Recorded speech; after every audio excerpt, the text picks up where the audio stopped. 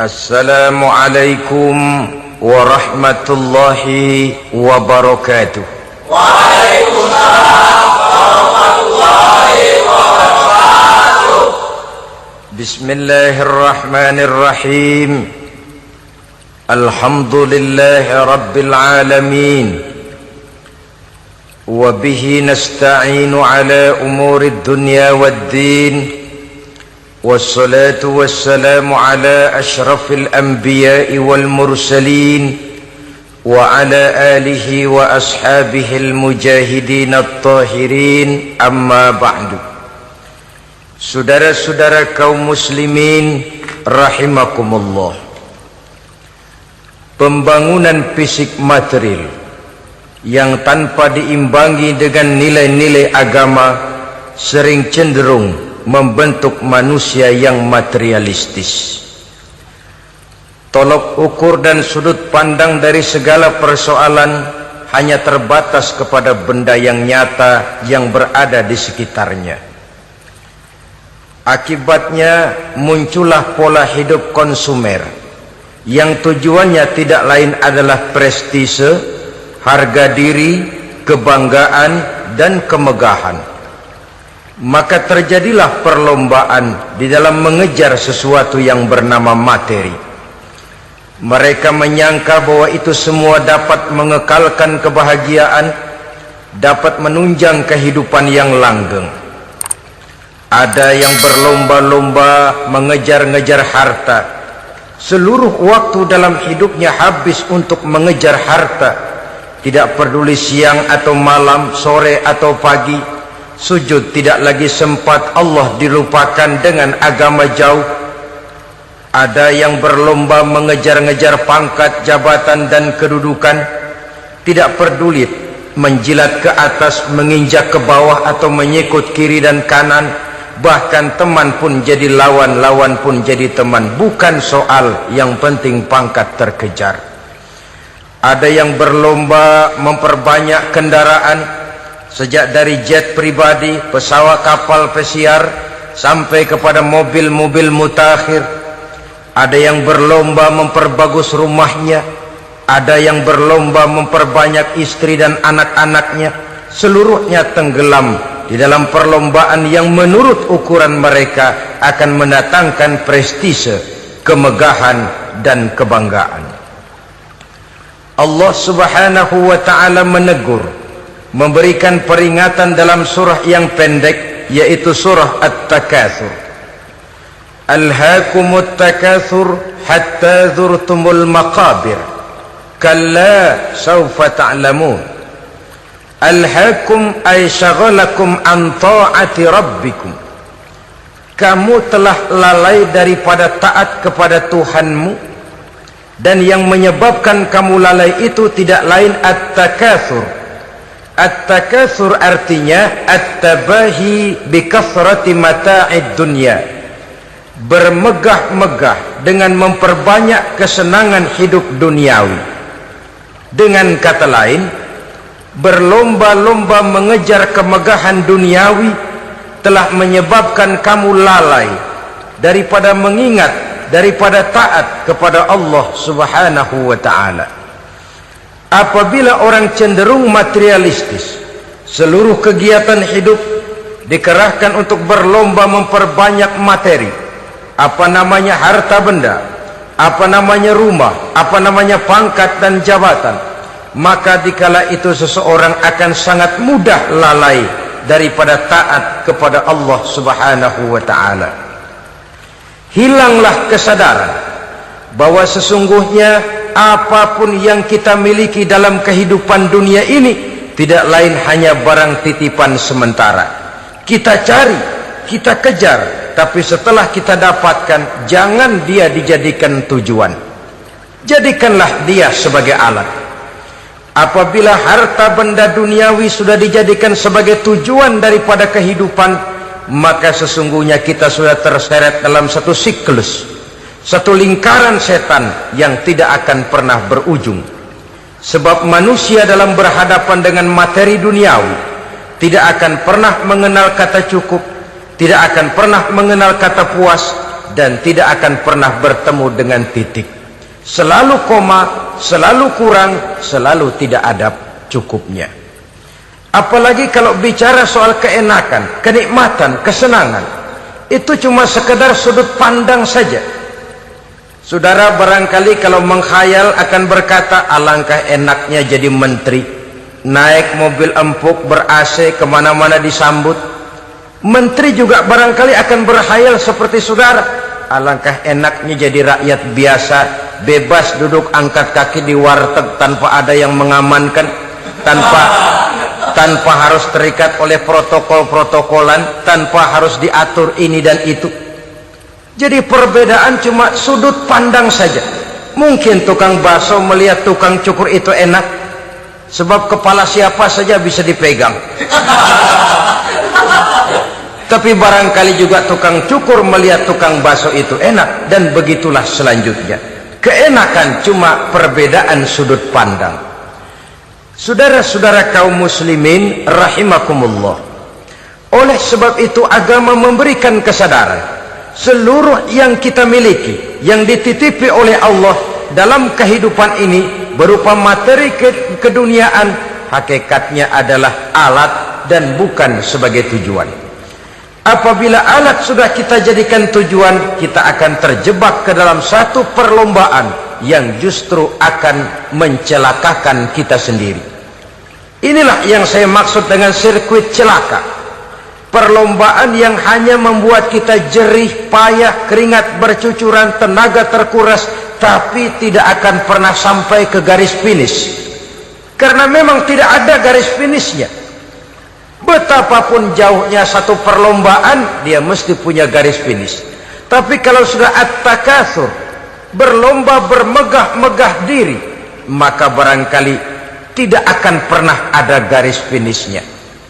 Kita akan terseret dalam lingkaran setan, berputar di seputar itu tanpa tahu kapan berhenti dan di mana titiknya. Agamalah yang memberikan kesadaran. Alhaakumut takatsur, bermegah-megahan telah membuat kamu lalai daripada taat kepada Allah Tuhanmu. Semua sadar bahwa kita diciptakan tidak lain adalah untuk mengabdi kepada Allah.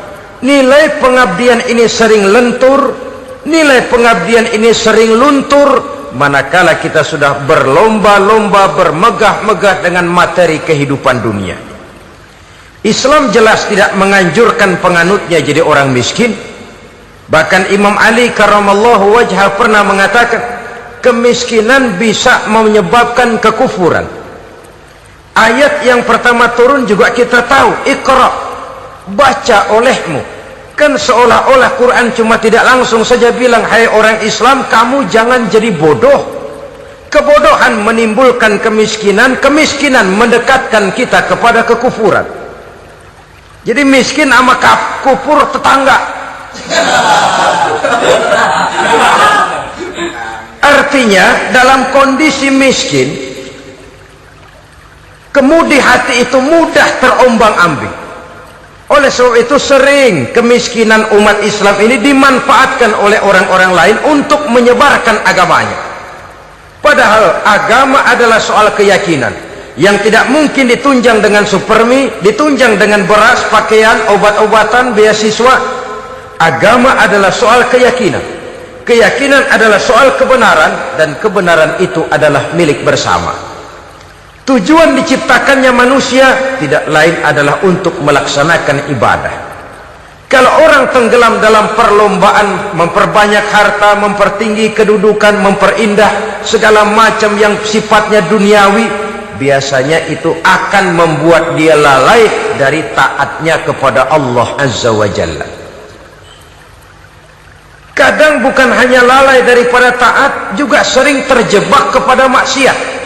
Karena kalau pola pandang dan tolok ukur sudah benda duniawi semata-mata, sangat tidak mustahil orang lalu terjebak ke dalam prinsip menghalalkan segala cara.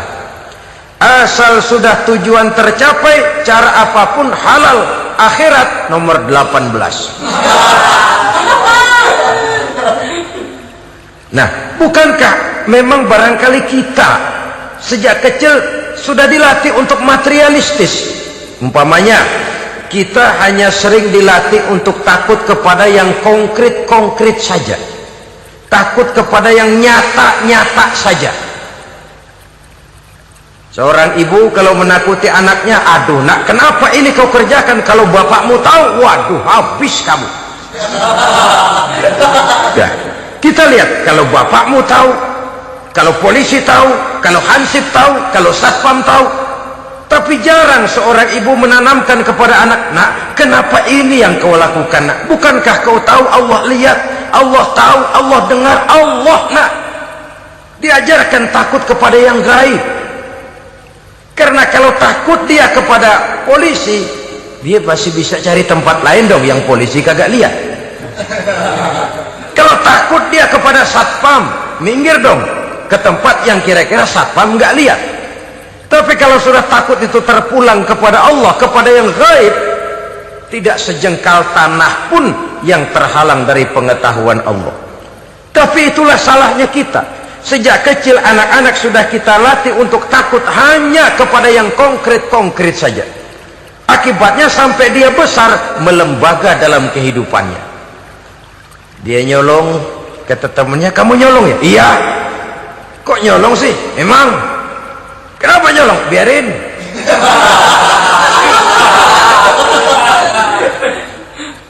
Kamu kan tahu Allah lihat? Tahu. Kenapa nyolong juga? Biarin. Asal orang jangan lihat. Kalau Allah mah lihat, dia kagak ribut. Allah nggak ribut katanya. Nah, ini kan satu refleksi yang timbul daripada kenyataan. Jikalau orang hanya dijejali rasa takut kepada yang konkret-konkret saja, kepada yang zahir-zahir saja, yang akan tumbuh lalu mental kucing. Sopan, tenang, kalem, ayem, nggelenggem.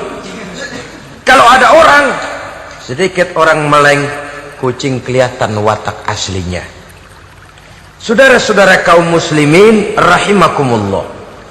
Oleh sebab itulah maka agama lewat surah yang kita bicarakan pada pertemuan ini memberikan peringatan. Kala, jangan begitu dong. Kamu boleh mencari dunia, silahkan cari harta yang banyak, cari pangkat yang tinggi, tapi jangan itu membuat kamu lalai daripada taat terhadap Allah subhanahu wa ta'ala. Jangan karena keinginan mendapat harta yang sebanyak-banyaknya lalu melakukan segala macam cara asal tujuan tercapai. Itu sudah membuat kita lalai. Jangan karena ingin mengejar kedudukan yang tinggi lalu jilat atas injak bawah, nggak mempan jilat, dukun dipakai.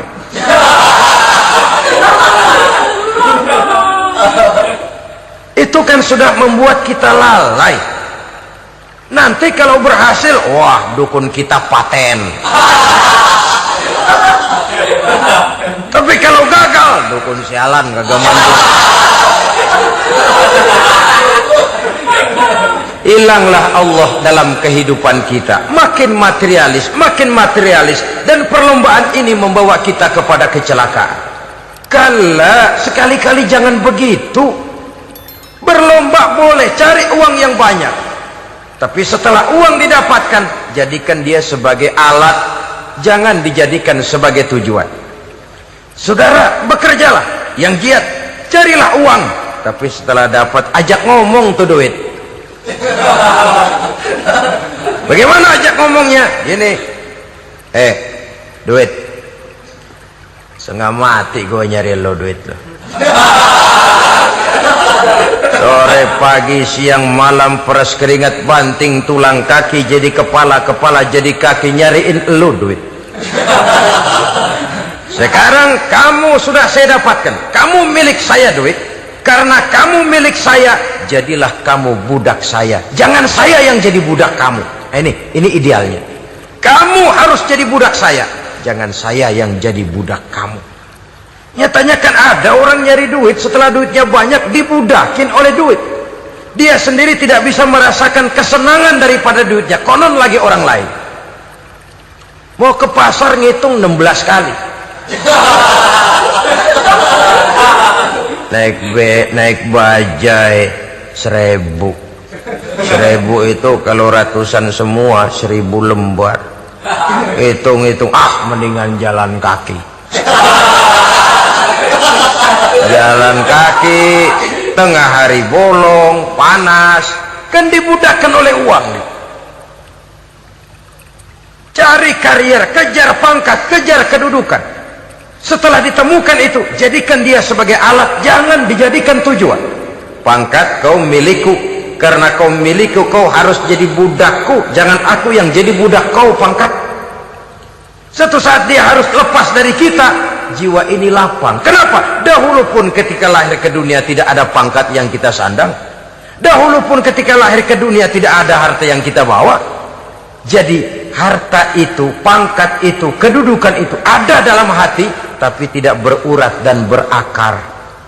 Kalau dia berurat dan berakar dalam hati, berat misah sama harta itu, berat. Sekedar ngasih fakir miskin cepet juga berhitungnya 17 lembar.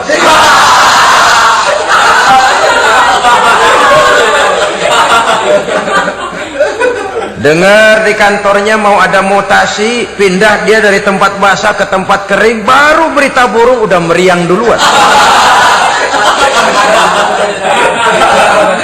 Ini nanti bagaimana, itu nanti bagaimana, ini nanti bagaimana. Kan tidak jarang orang yang kena apa istilah kerennya zaman sekarang itu, post power syndrome. Post power syndrome ini pernah dianalisa oleh Nabi. Kata beliau, irhamu salasatan minan nas, sayangilah 3 macam manusia. Siapa mereka? Pertama, azizan zalla, orang terhormat yang jatuh hina. Ini yang sering terkena post power syndrome. Biasa kemana-mana dikawal, dihormati, datang ke tempat ini protokol siap, ini serba diatur, semua serba beres. Begitu jabatan selesai atau pensiun, habis orang gak indah-indah.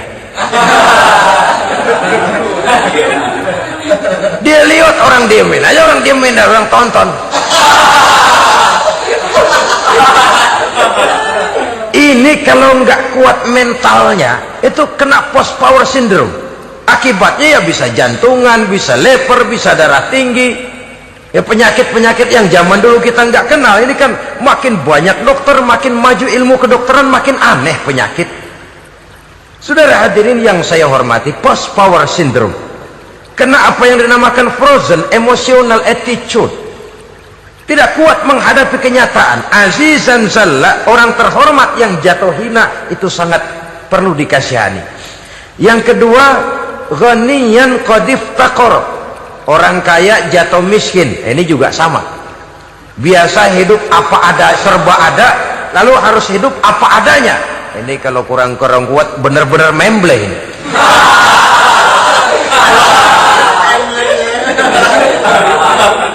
Kalau tidak kuat mentalnya, biasa hidup serba enak, serba nikmat, cuma kerjanya neken cek, main apa itu kredit card, macam-macam fasilitas dipunyai, tahu-tahu jatuh bangkrut, jatuh miskin.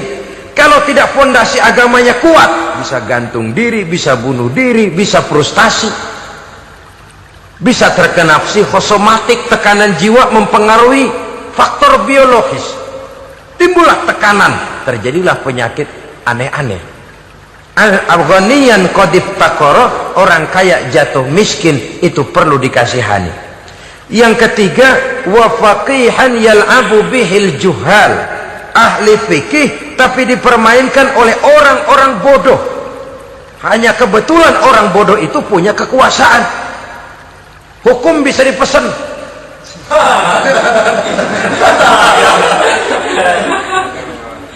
Aturannya haram, Ustaz, ada haram dikit aja dah.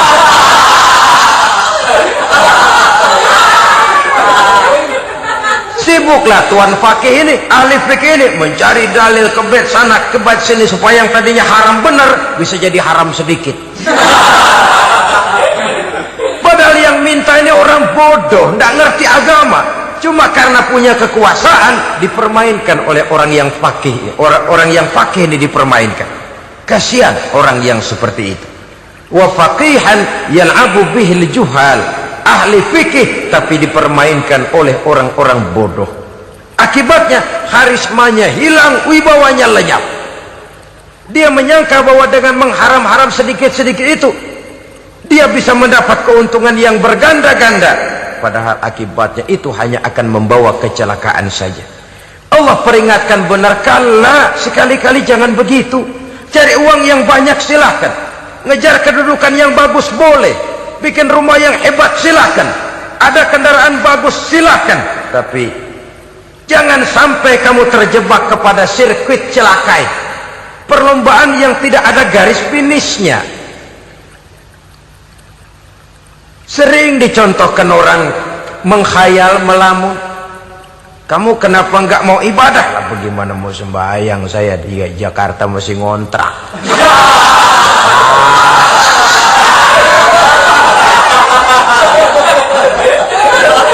Bingung, tiap akhir tahun kontrakan habis. Kalau punya rumah sendiri walaupun kecil-kecilan, tenanglah saya ibadah. Baiklah, oleh Allah diberikan rezeki, bisa bikin rumah walaupun kecil-kecilan. Sudah punya rumah sendiri, belum juga ibadah, apalagi mulur lagi. Habis bagaimana mau sembahyang, rumah kecil banget, pinggir kali, asal hujan bocor ya.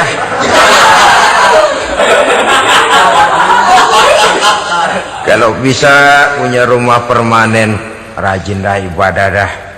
Iyalah, diberikan rezeki, bisa bikin rumah besar, kamarnya banyak, halamannya luas, kendaraan belum ada, perabotan belum lengkap. Sudah ada kendaraan, belum kayak orang-orang. Sudah kayak orang-orang, masih sama dong, kudu di atas. Kapanlah selesainya? Kala, sekali-kali jangan begitu. Jangan kamu mengumpulkan harta bermegah-megah membuat kamu lalai dari taat kepada Tuhanmu. Engkau tinggalkan rukuk dan sujud, engkau jauh dari masjid, engkau kering dari kehidupan beragama. Sebab itulah maka pembangunan fisik material tidak bisa dipisahkan dengan pembangunan mental spiritual. Tidak hanya cuma dalam teori, tapi juga harus dalam praktek. Selalu pembangunan yang hanya mengarah kepada fisik material, jauh dan kering dari agama, hanya akan melahirkan manusia-manusia materialistis yang terjebak di dalam sirkuit celaka, perlombaan yang tidak pernah mengenal garis finish. Sebab itu agama mengajarkan, orang kaya itu siapa sih? Yang banyak duit? Belum tentu. Yang kebunnya di mana-mana ngebelata? Belum tentu. Yang pabriknya selebar-lebar? Belum tentu. Yang punya segala macam peternakan, dari peternakan gajah sampai peternakan kutu?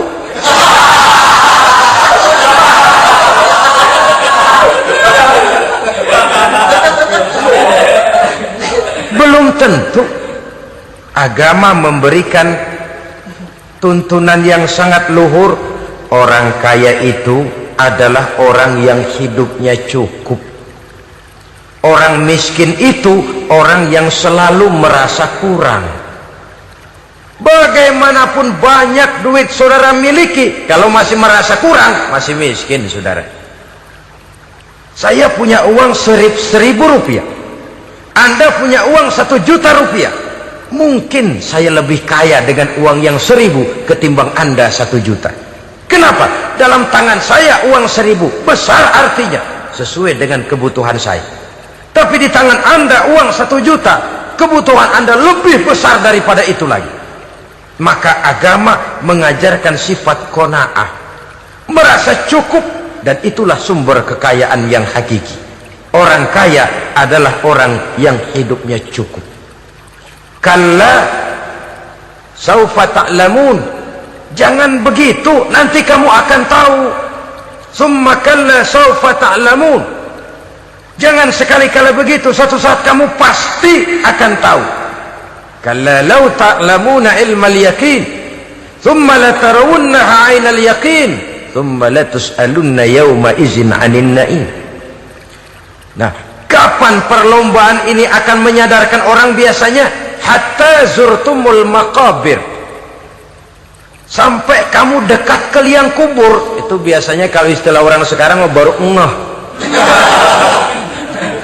Asal sudah napas sampai tenggorokan disambung dengan selang, sudah Senin Kemis dibantu dengan alat picu jantung, gerak gerak gerak gerak, sudah kayak orang mau gergaji kayu.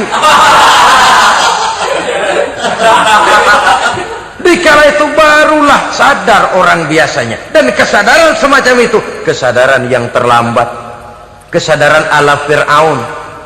Fir'aun selagi hidup diajak beriman dan nehi aja.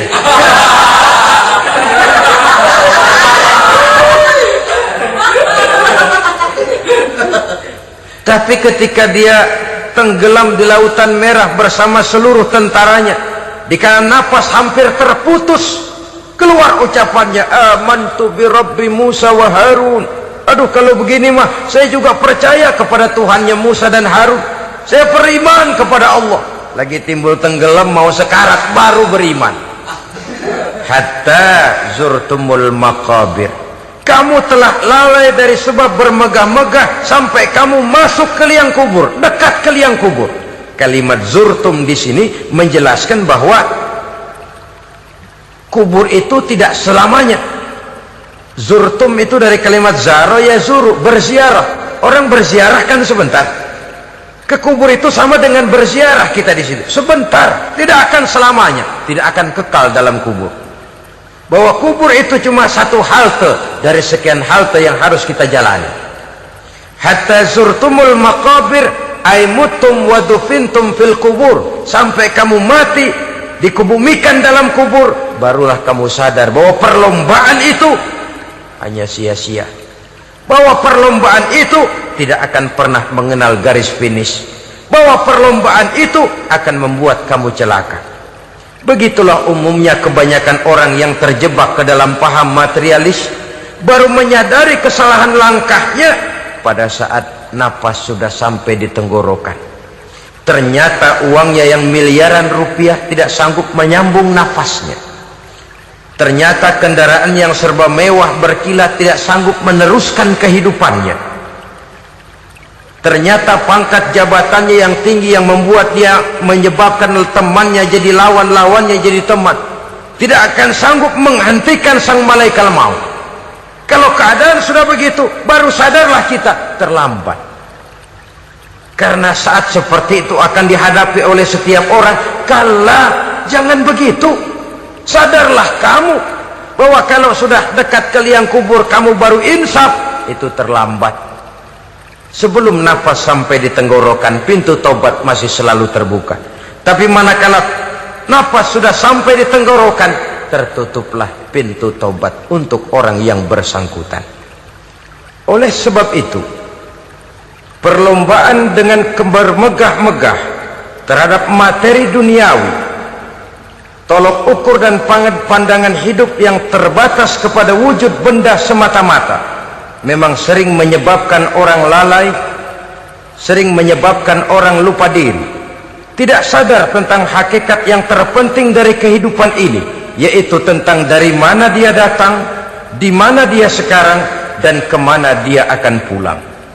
Sungguh, ilmu pengetahuan tidak akan pernah mampu menjawab persoalan ini. Sungguh, filsafat juga tidak berdaya menghadapi pertanyaan seperti ini. Hanya agama yang mampu memberikan kepastian batin tentang hakikat dari mana kita datang, di mana kita sekarang, dan kemana kita akan pulang. Makin kita renungi pertanyaan ini, makin kita menemukan diri sendiri, dan makin kita menemukan mengenal diri sendiri, kita akan semakin mengenal Allah Subhanahu wa ta'ala. Semakin kita mengenal Allah, maka akan semakin terpanggil kita untuk dekat dengannya, mentaati segala perintahnya, dan berupaya menjauhi segala yang dilarangnya. Dengan demikian selamatlah kita dari satu perlombaan yang hanya akan menyeret kita kepada menghalalkan segala cara, jauh dari agama, jauh dari Allah, bahkan jauh dari sesama manusia. Karena umumnya perlombaan seperti ini akan cenderung melahirkan manusia yang egois. Muslimin rahimakumullah. Lebih jauh, mari kita mengikuti peringatan Allah dalam surah Al-Munafiqun ayat 9. Di sini Allah Subhanahu wa taala mengingatkan, A'udzu billahi minasy syaithanir rajim. Ya ayyuhalladzina amanu la tulhikum amwalukum wala auladukum an dzikrillah wa may yaf'al dzalika fa ulaika humul khasirun. Hai orang-orang yang beriman, jangan sampai hartamu dan anak-anakmu melalaikan kamu daripada mengingat Allah.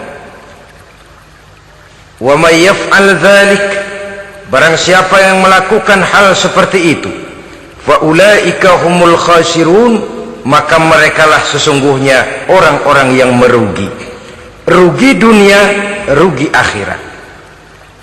Disebutkan di sini dua hal yang sering menyebabkan kita jadi lalai. Amwal dan aulad.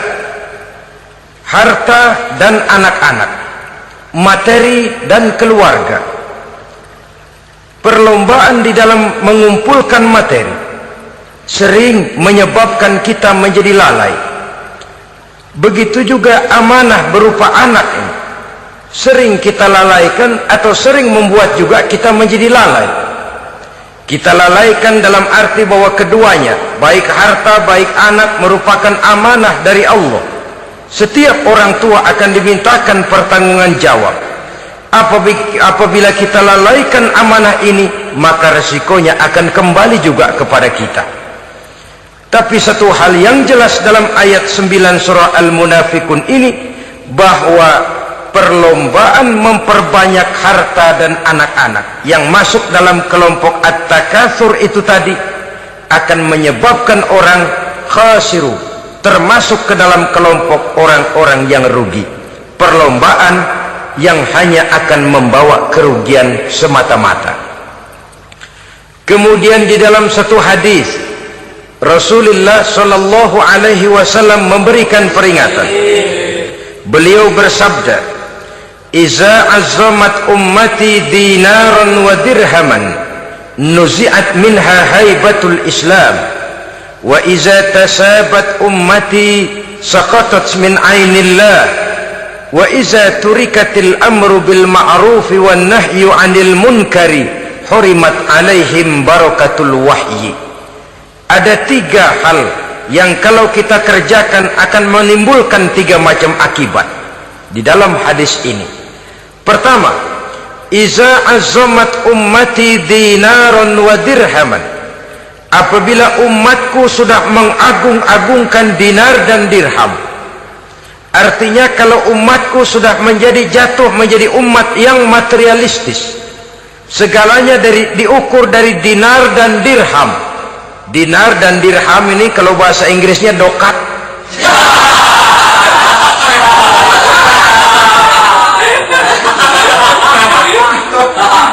Segalanya diukur dari segi dinar dan dirham saja.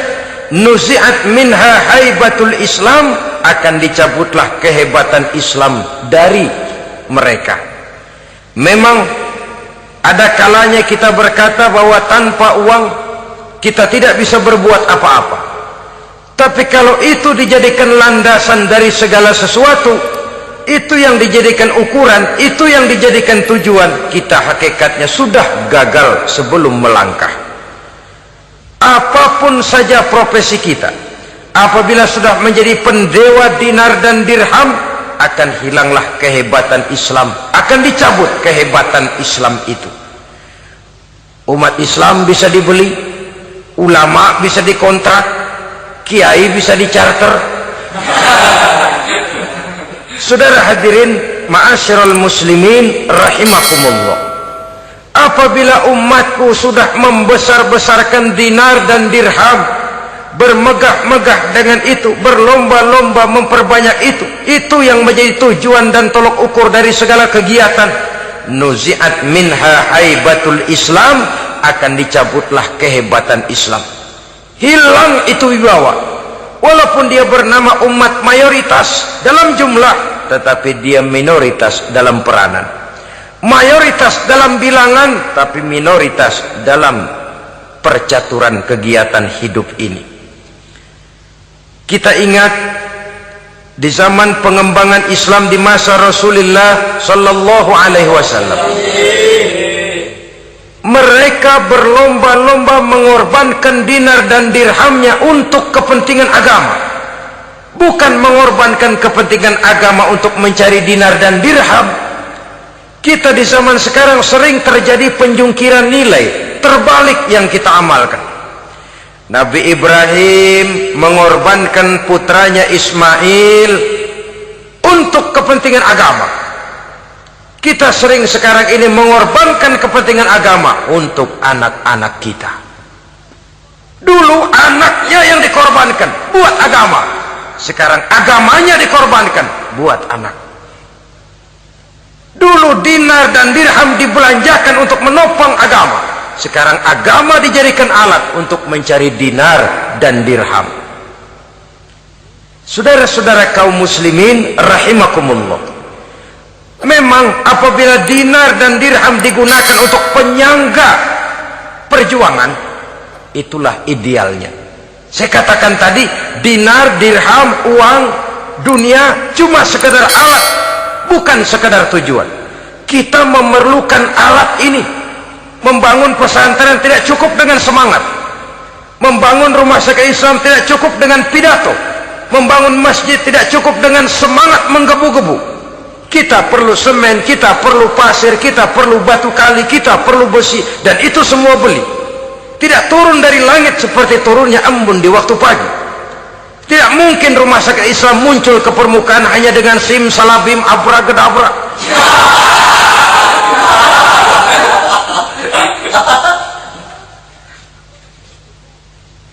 Oleh sebab itu, saya bersyukur kecenderungan belakangan ini pengajian-pengajian akbar di berbagai tempat tidak hanya sebagai ajang untuk menanamkan akidah, membina ukhuwah, tapi juga menjadi sarana di mana kita mengumpulkan dana, menghimpun potensi umat, menginventarisir potensi untuk kepentingan pengembangan daripada agama.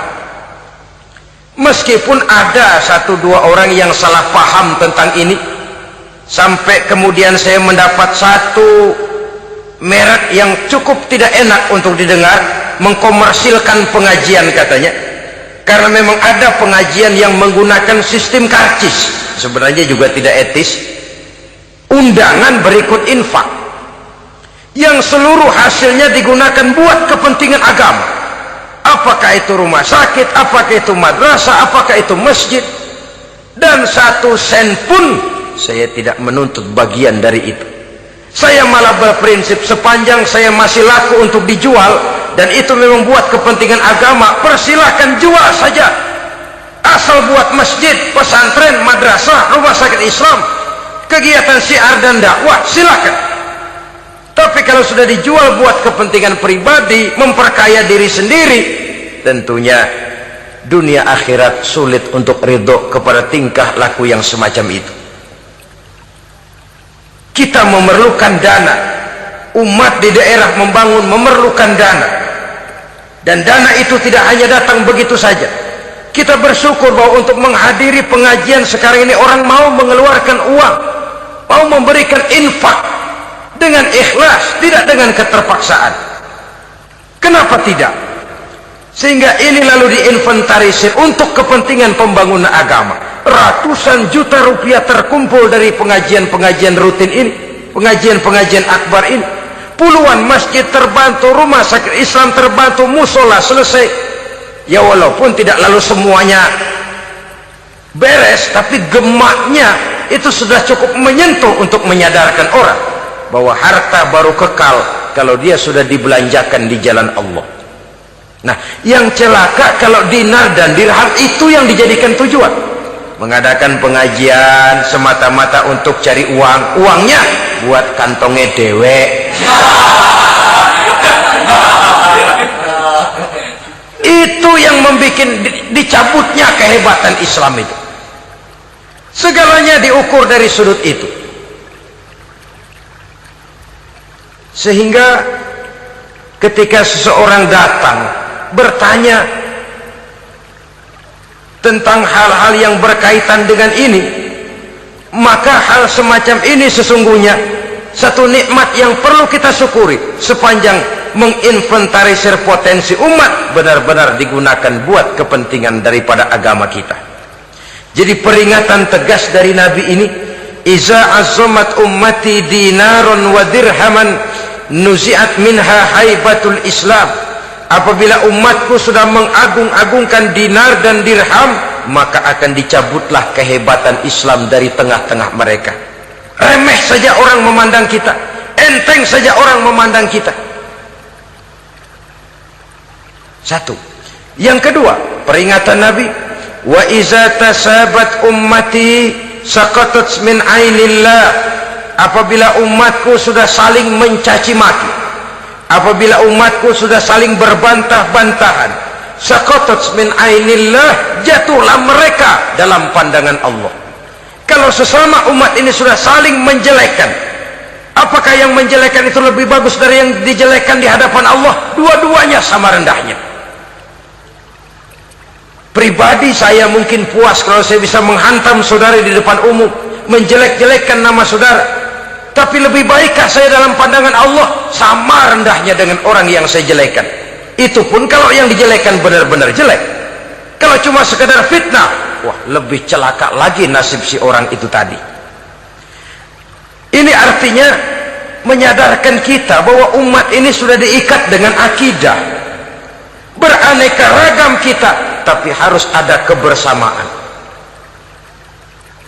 Berbeda kita, tapi harus satu, sebagai satu ummatan wahidah, satu umat yang satu. Oleh sebab itu, persamaannya lah yang harus kita angkat ke permukaan, bukan perbedaannya yang kita perbesar.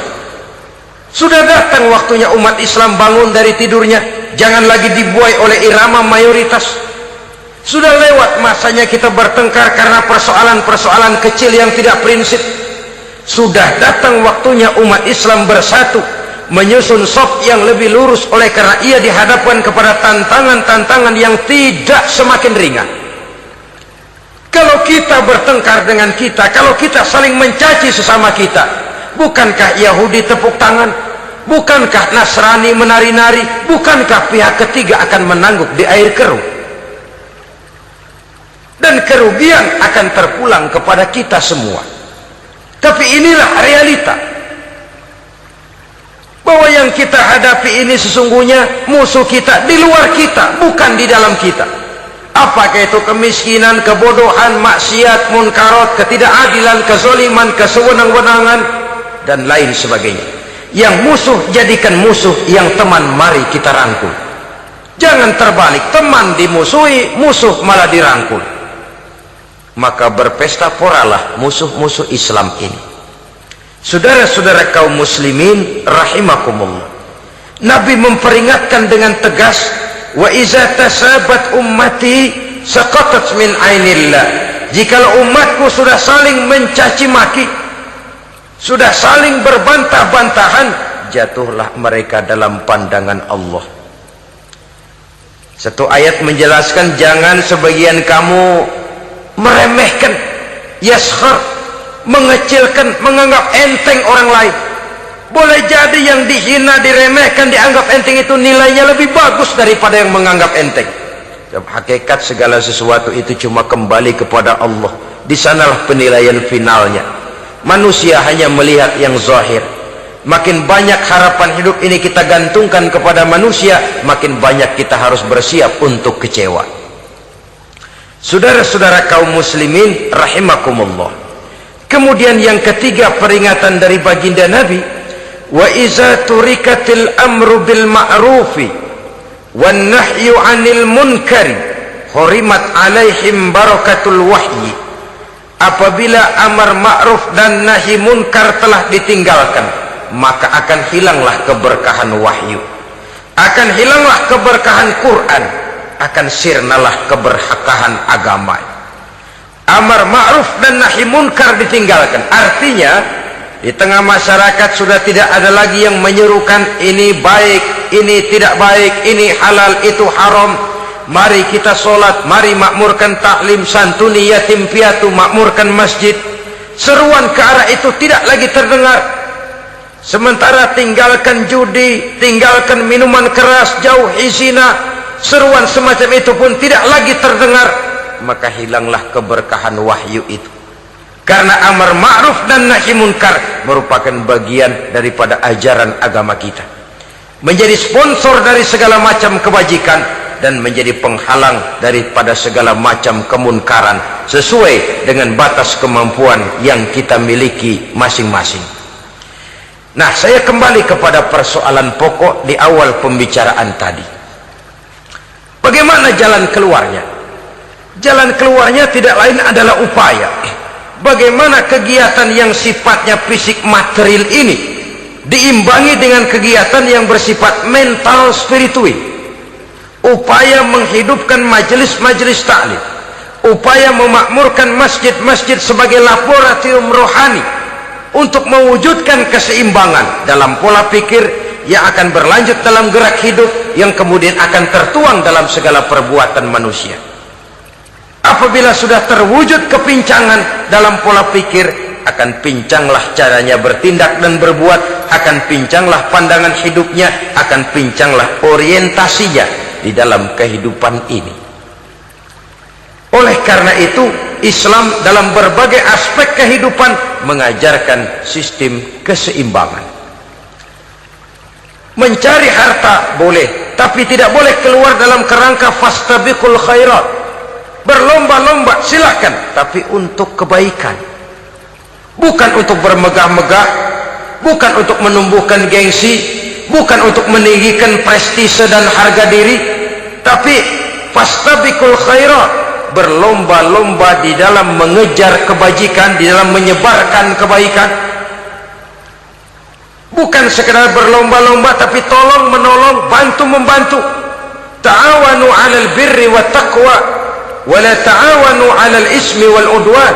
Bertolong-tolonganlah kamu di dalam kebaikan dan takwa, jangan bertolong-tolongan di dalam perbuatan dosa dan permusuhan. Kerjasama di dalam kebaikan, kerjasama di dalam ketakwaan.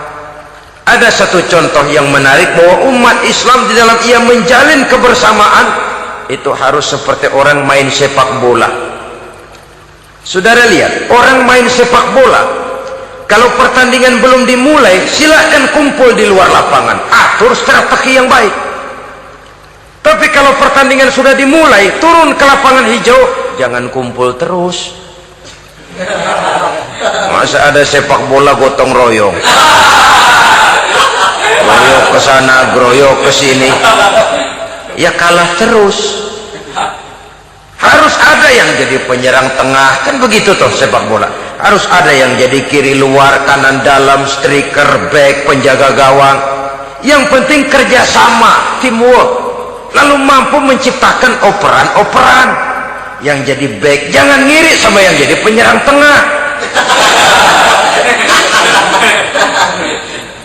Jangan hasut, sebab bagaimanapun juga andai kata si penyerang tengah berhasil menjaringkan bola ke gawang lawan, kan kemenangan bukan kemenangan satu orang, kemenangan satu kesebelasan, kemenangan satu tim. Ini yang sering terjadi, back ngiri sama penjaga gawang,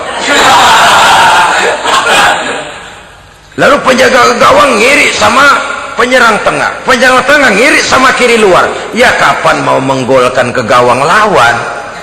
Kita ini satu kesebelasan, posisi boleh berbeda. Umat Islam itu harus ada yang jadi camat, lurah, bupati, gubernur, menteri, jadi jenderal, jadi konglomerat, jadi pengusaha, jadi teknokrat. Yang penting kerjasama, teamwork, mampu menciptakan operan-operan yang akurat. Diego Armando Maradona, enggak pakai dia, enggak. Itu katanya maha bintang, gagah, hebat, bintang lapangan hijau. Kapan Maradona hebat? Kalau ditunjang oleh 10 temannya yang lain, merupakan satu kesebelasan. Bagaimanapun hebatnya Diego Armando Maradona, kalau dia sendirian lawan satu kesebelasan, remek.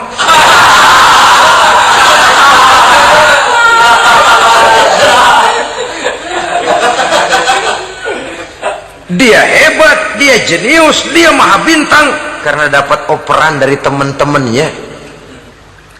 Bukan jegalan, operan.